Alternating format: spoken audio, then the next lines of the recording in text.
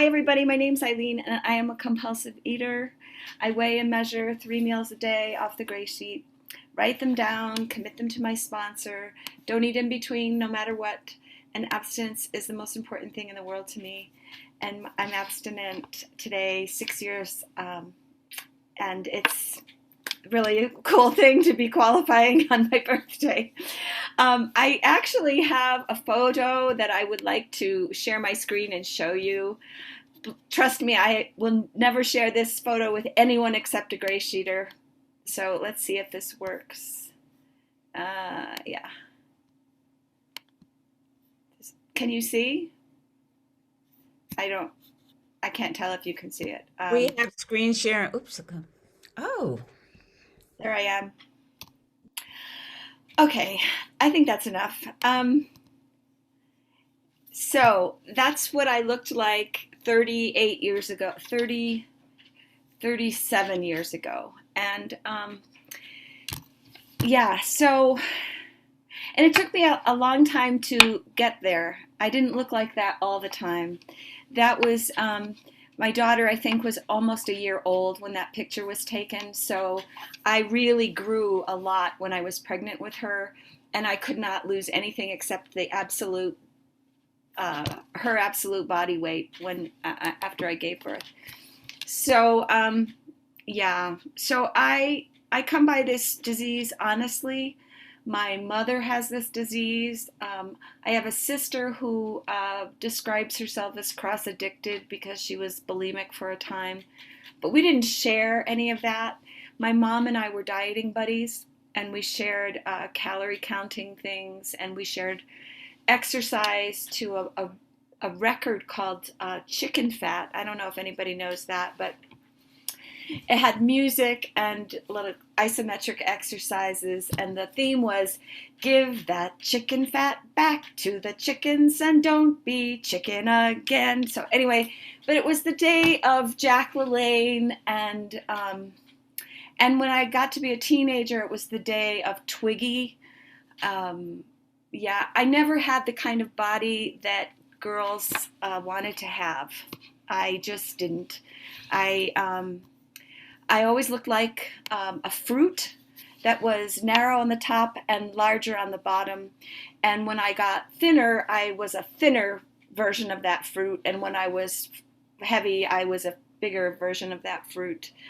And there was plenty of things for me to see when I compared myself with other people that I just wasn't right. There was something really wrong with me. And I knew that what was wrong, one of the things that was wrong with me was that I liked to eat too much. My dad was a diabetic, and he ate 3 square meals a day. And he told me that if I ate like him, I wouldn't be fat. And he told me, don't get fat like your mother. And he told me that the sweet that I like to eat was just going to kill me.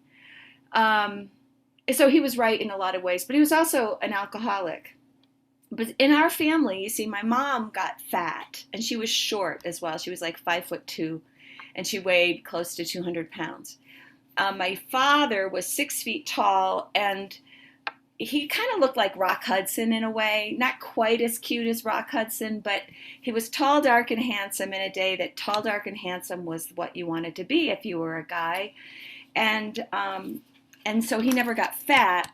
So even though he was a drunk, we thought he was a stronger person. I mean, my mom was very weak-willed, right? Because she couldn't control her weight. And I was like my mom.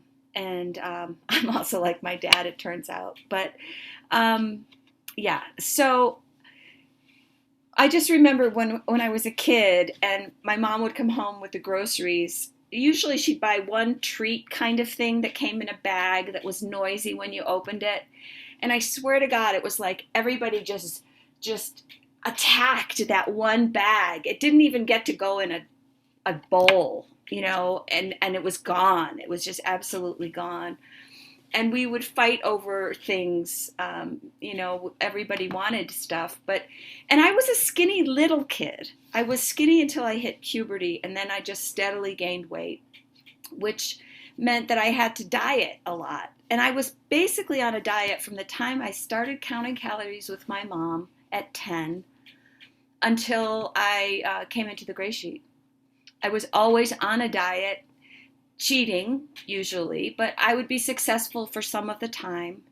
I could lose weight, but I couldn't keep it off because I couldn't stop eating the food that's on the other side of the Gray Sheet. I didn't want to. That was the stuff that made my life worth living. I mean, I just couldn't imagine. I didn't want to imagine life without it. I just didn't. I thought I would lose my best friend. I would lose company. I really felt like a bag of sweets understood me without saying a word. I just knew what I needed and delivered. And that was a whole lot more than the people in my life. I often say that the people in my life were very unstable and very unpredictable, but not the stuff that I ate. So I was in an up and down, up more, down less, up more, down less thing for my whole life until I came to Gray Sheet. And the only real thing that could keep me on a diet was the desire to have a boyfriend. I finally got married. But once I got married and had a baby, I really thought I was destined to be just like the other women in my family. And the women in my family, once they had their kids, just always were heavy. And I saw older women with children that didn't do that, but nobody that I was related to. And so I kind of gave up once Jessica was born. And my daughter is a wonderful human being, and she's 37 now. And but she can remember when I stole her food. I stole her junk food that we'd get after school. I stole her birthday celebration thing. I stole her. I mean, I would just. She would say when she was 3 years old and she could articulate this, she would say, "Mommy, you ate all of it." And I would argue, "I didn't eat all of it. You had some, and so had some." But what she meant was, it's all gone, and you ate the all, and it's no more, and it's your fault. And I always did eat the last. Of it. So that was unfortunate. And and I had a husband who, my first husband, I have a wonderful husband now. Oh my God, he is amazing. He's a great Gray Sheet husband. If you can find a guy that gets the Gray Sheet enough to leave you alone with your food, that is a wonderful thing. And I found somebody like that. But my first husband really believed that we should all eat the same food. So when my daughter was being picky and she was starting, trying out new foods when she was 2 and 3, and I was trying to be abstinent in OA, he didn't want to do what I was doing with food. And he just thought it was ridiculous that 3 people in a house would eat 3 different meals. I mean, it was just ridiculous. And I mean, I still did. When I first came into OA, I got into, that was in 1980 something. 1984 maybe, 1985. And I stumbled into a meeting where they used the Gray Sheet to lose weight. And I lost 40 pounds in 4 months. And I was young. The food, it didn't even bother me. I never was hungry. The food came right off. They didn't do it without exception, but I was interested in losing weight quickly. So I wasn't pushing on any of those boundaries. I hardly ever went out to eat. But I remember them talking about those crazy Gray Sheeters who would bring their scale to a restaurant just for the attention.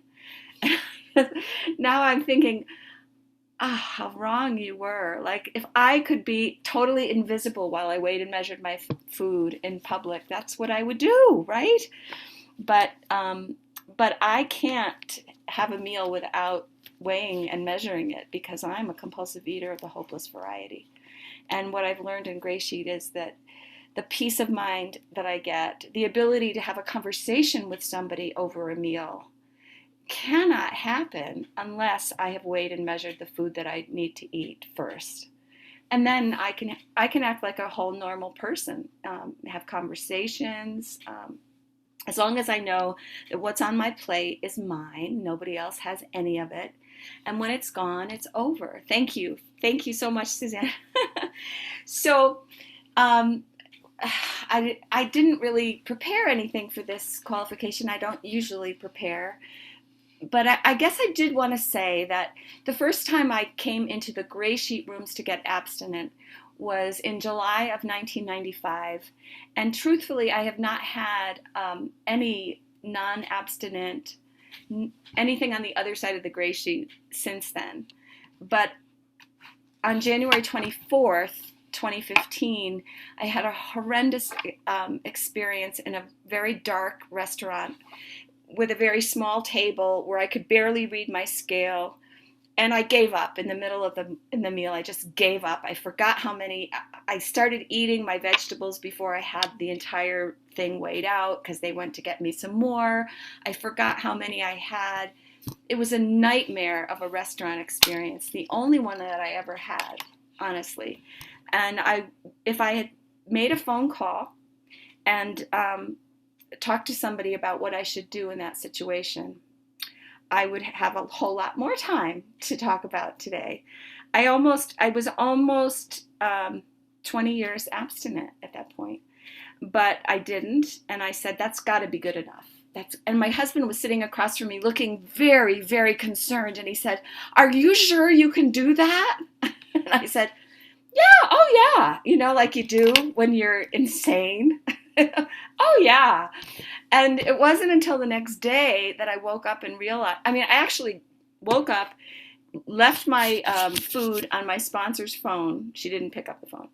And it wasn't until an hour later that I realized that I had broken my abstinence, that I had to talk to, I'd forgotten about it. It was like I did it in a blackout. And when I called her and talked to her, I could do barely anything but sob because I just was so afraid of losing everything. And when I say everything, I mean lose my connection to this program, lose my sanity around food, lose the ability to keep weighing and measuring. It really didn't hit me until that moment that, oh my God, I'm out here all by myself now. And I can't do this alone. And I only knew that I would have to eventually pick up food, and because that's what I always did before. And thankfully, I had the willingness to tell the truth, and my sponsor had the respect for me and my abstinence to ask me to pray about it and call her back. And I did. It didn't have to take very long. I called her right back. And she said, so what do you think? And I said, I think I need to go back to day one. And she said, I think so too. And so I did. And I started all over again. And I made it really public. I announced it. I wrote to the GreyNet every day. I was on Facebook at the time. I just wanted to come clean. And I was so relieved after I got that off the phone with my sponsor. I don't think I'll ever forget that. The thing about being honest, that rigorous honesty is the bedrock of this program. I really got it. I really got it then. And I also got that my abstinence up to that point was too thin. It was just not strong enough.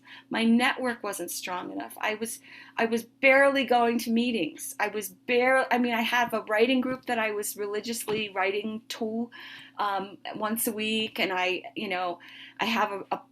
had one person in Taos that was abstinent at the same time as me, and we would get together. Thank you, 1 minute. But I always thought, to get involved in service. I knew people that would say, why don't you get involved in a committee or something? And I'm like, oh, no, that's for other people. Other people do that, not me. I just don't have the constitution for it. Whatever, I told myself. Someone else will take care of those things. And as soon as I started counting days again, what I did was I I went to a couple of retreats for the first time. I got involved in my intergroup. I got involved in a committee. I discovered the wonderful, like, best kept secret of GreySheet of how amazing the people are that actually do service in this worldwide fellowship. And I found I really like it, and I'm pretty good at it. Who knew? Who knew? Not me. So I'm here to say that I am so grateful for this this new abstinence, because it gave me such a deeper core connection to the fellowship and to my recovery. And I'm grateful to every person on this meeting, and I wish you all a wonderful abstinent day, because I love my food. Thanks.